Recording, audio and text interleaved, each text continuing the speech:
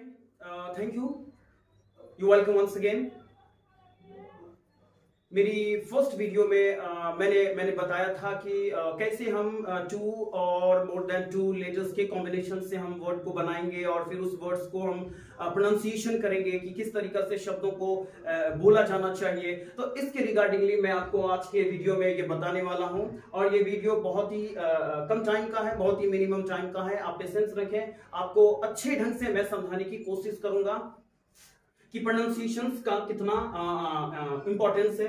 तो चलिए हम लोग आते हैं प्रोनाउंसिएशन वाले पार्ट पे। देखिए प्रोनाउंसिएशन आमतौर से तो पहले ये समझ लीजिए कि जिसे हिंदी में उच्चारण कहते हैं हम उसे अंग्रेजी में प्रोनाउंसिएशन कहते हैं।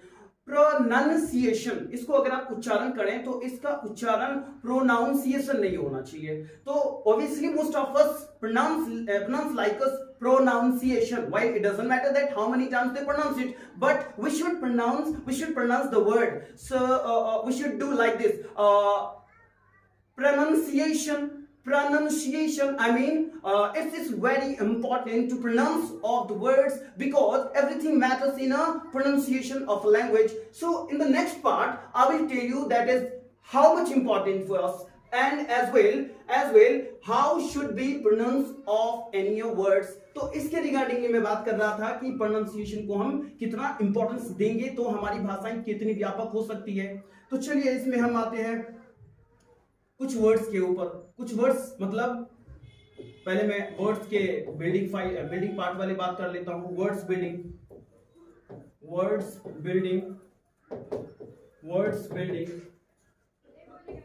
बिल्डिंग। तो सुनिए, अभी हम लोग वर्ड्स बिल्डिंग में नहीं जाएंगे, हम जनरली वर्ड स्टडी में जाएंगे, यानी पार्ट्स ऑफ स्पीच में जाएंगे। ठीक है, पार्ट्स ऑफ स्पीच है। देखिए पार्ट्स ऑफ स्पीच के अकॉर्डिंग आप पार्ट्स ऑफ स्पीच 8 पढ़िए या 9 पढ़िए, इट डजंट मैटर। देखिए मैटर करता है कि पार्ट्स ऑफ स्पीच में ये जो 8 या 9 फंक्शंस है, इन सारे बेसिक फंक्शंस को हम ढंग से समझें। जैसे आप तो जानते हैं सब आदमी कि नाउन होता है, प्रोनाउन होता है, एडजेक्टिव होता है, ठीक है, होता है एटसेट्रा। कुल मिलाकर के आप 8 कहते हो। मॉडर्न ग्रामर में से 9 माना गया है आर्टिकल को लेकर के। तो ये जो 9 प्रकार के वर्ड्स हैं, पहले हमें इन 9 प्रकार के वर्ड्स के साथ हमें जस्टिफाई करना होगा। जैसे नाउन है, ठीक है भैया, नाउन है, तो नाउन को हम समझने के लिए हमें ध्यान रखना है कि इसका डेफिनेशन जो है वो क्या है।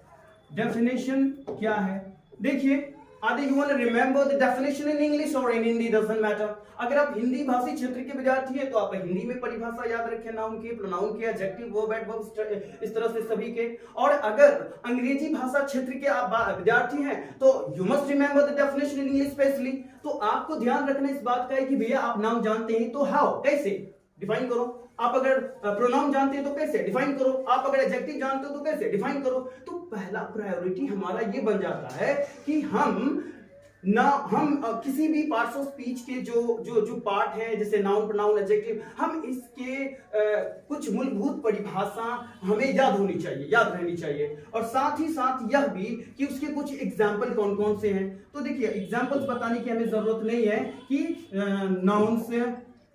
नाउन्स किसे कहते हैं। हाँ, आमतौर से आप जानते ही हैं कि नाउन्स जो है वो किसी भी व्यक्ति, वस्तु, स्थान, जानवर इत्यादि के नामों को कहते हैं। इसी तरीका से जो है जो नाउन के स्थान पर प्रयोग होता है वो प्रोनाउन होता है। और इस तरीका से एडजेक्टिव, वर्ब, एडवर्ब, ये सब आप जानते ही हैं। फिलहाल मैं उस पर नहीं आ रहा हूं, मैं आ रहा हूं उन सभी शब्दों के ऊपर जो मैं मानकर चल रहा हूं कि आप 8 या फिर 9 पार्ट्स ऑफ स्पीच बेसिकली आप जानते हैं।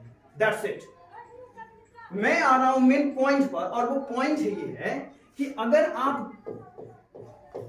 आप नाउन से लेकर के इंटरजेक्शन तक वर्ड आप जानते हैं तो मान लीजिए कि आपके पास 500 वर्ड्स हैं कुल मिलाकर के, यानी पार्ट्स ऑफ स्पीच के 8 या फिर 9 भागों में से आपके पास कितने 500 हो सकता है, 5000 हो सकता है 5 लाख हो सकता है आपके अंदर। तो ये जितने भी शब्द हैं, आप मान लीजिए आपके पास जितने भी वर्ड बुक आप जो है एडवांस हैं, आप उनको डेली लाइफ में आप यूज करते हो। जैसे कि मान लीजिए जैसे कंप्लीट वर्ड हो गया, आप जानते हैं कंप्लीट का क्या माना होता है। रन हो गया, गो हो गया, स्पीक हो गया, एटसेट्रा एटसेट्रा। तो कुल मिलाकर ये कि इस तरह के वर्ड्स की अगर संख्या अगर आप अगर इसी में जो कि अभी क्या लिखा हुआ है, पूरा वर्ड पूरा है डिस री कम पोजिशनल लिखा हुआ है। तो इसी में अगर आप प्लस में टी वाई जोड़ दीजिए तो फिर आप क्या बोलोगे, डी रिकम्पोजिशनलिटी। कुल मिलाकर ये कि वर्ड नंबर ऑफ लेटर का जो वर्ड होता है, मतलब वो 2 लेटरों के भी शब्द हो सकते हैं और 200 लेटर के भी शब्द हो सकते हैं। और मैं इसलिए कह रहा हूं कि नंबर ऑफ लेटर का ज्ञान होना बहुत जरूरी है। मैं इसलिए नंबर ऑफ लेटर की बात कर रहा हूं क्योंकि जब आप इंग्लिश बोलना स्टार्ट कीजिएगा तो आपके साथ दिक्कतें क्या होंगी कि जब आपके सामने मोर देन एनफ लेटर आ जाए तो आप क्या करोगे।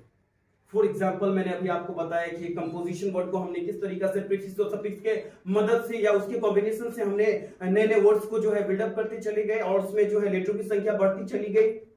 अब देखिए, इसलिए मैं आपको बता रहा हूं क्योंकि आप और हम सब की जुबान यानी कि जो माउथ पोस्चर है वो क्लियर नहीं है। और क्लियर नहीं है मतलब खासकर हिंदी भाषी क्षेत्र के विद्यार्थियों के साथ तो ऐसा होता है।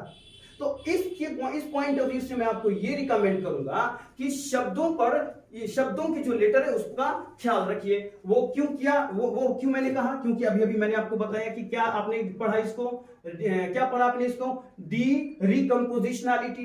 तो इसी वर्ड से रेलिवेंटेड कुछ वर्ड्स हैं जो मैं आपको देना चाहूंगा और वो वर्ड्स कुछ इस तरह के मिलेंगे। जैसे मान के चलिए, जैसे मैं आपको दे रहा हूं अभी आपके सामने ये जो वर्ड्स है, ये आप जानते हैं कि ये बहुत ही ज्यादा पॉपुलर वर्ड है, बहुत ही ज्यादा प्रैग्मेटिकल वर्ड है। तो आप जानते होंगे कि हाँ, ये कंपोजिशन से बना है। मैं आपको क्या कहने जा रहा हूं, मैं आपको समझाने की कोशिश कर रहा हूं कि केवल इतना ही नहीं है। सुनिए, एक वर्ड्स है जिसे आप आराम से गूगल पे जाके सर्च कर सकते हैं और सुनिए वो वर्ड्स कौन कौन से हैं। जैसे मान लीजिए एक वर्ड मैंने पढ़ा था और उसका नंबर ऑफ लेटर्स जो है वो अराउंड 52 या फिर 53 के थे, 52 या फिर 53 लेटर के थे। जैसे कि ये देखिए, जैसे AQUESALIN सेलिनो,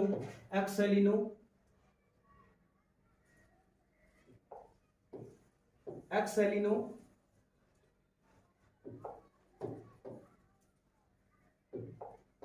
अभी कंप्लीट नहीं हुई है। एक वर्ड है जो आपको एक्सेलिनो से स्टार्ट होता है, दूसरा जो वर्ड है वो है आपको फ्लॉक्सीनोसिनी से स्टार्ट होता है, फ्लॉक्सीनोसिनी से स्टार्ट होता है। और एक वर्ड जो है वो कुछ इस तरीका से स्टार्ट होता है, न्यूमो अल्ट्रा से स्टार्ट होता है। कुछ वर्ड ऐसे हैं जो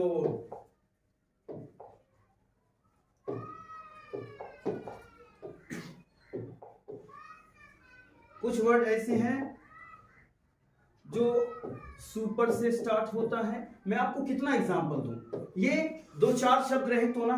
देखिए, इन सब शब्दों का संख्या इतनी है कि हम यदि इसको ढंग से सीख लें तब आपको एक रियलाइजेशन आएगा कि भैया जिस बंदे को इतने सारे नंबर ऑफ लेटर वाले वर्ड्स जब पढ़ना उसको आ रहा है तो उसका माउथ पोस्चर कितना क्लियर होगा। फॉर एग्जांपल, अभी मैंने कहा, ये देखिए, मैंने कहा कि ये लगभग 53 या फिर 52, मैं पूरी तरह से मैंने उसको काउंट कभी नहीं किया है। इसको अगर आप पढ़ोगे तो पढ़ा जाता है एक्सेलिनो, कैलकैलिनो, सरसियोल, म्यूनोस, कप्रियो, विट्रियोली। नाउ रिपीट, ये वर्ड है एक्सेलिनो, कैलकैलिनो, सेरासियोल, म्यूनोसो, कप्रियो, विट्रियोली। ये हुआ पहला वर्ड। दूसरा वर्ड जो मैंने अभी कहा कि ये देखिए फ्लॉक्सीनोसिनी। इस वर्ड का इस्तेमाल मैंने डॉक्टर शशि थरूर के मुंह से सुना था और उसने बड़े अच्छे ढंग से पढ़ के सुनाया था उसने पढ़ा था फ्लक्सिनोसिलिफिकेशन। और इसी में एक और वर्ड जुड़ता है, ऑनरी कैपेबिलिट्यूडिनाइटेटिबस, यानी फ्लक्सिनोसिलिफिकेशन, ऑनरी कैपेबिलिट्यूडिनाइटेटिबस। और अगला वर्ड देखिए, ये है निमोनो अल्ट्रा माइक्रोस्कोपिक सिलिक वोल्केनोकिनियोसिस। ये वर्ड देखो, सुपरकैलिफ्रेजिलिस्टिक्सपाइलोडोसियस, और इतना ही नहीं, एगेटोकेकोलॉजी, पेंडलोसियन, डिफेंस स्ट्रेट काउच, और इस तरह के ना जाने कितने सारे